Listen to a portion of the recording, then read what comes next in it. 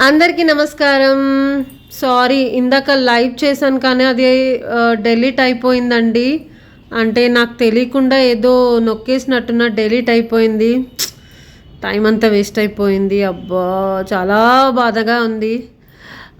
రేపు మళ్ళీ ఇంకొక లైవ్ చేస్తాను. నేను మీకు చెప్పాలనుకున్న ముఖ్యమైన విషయము రేపైతే అసలు మిస్ కాకండి. నిన్న మేము ఖైరతాబాద్ వెళ్ళాము.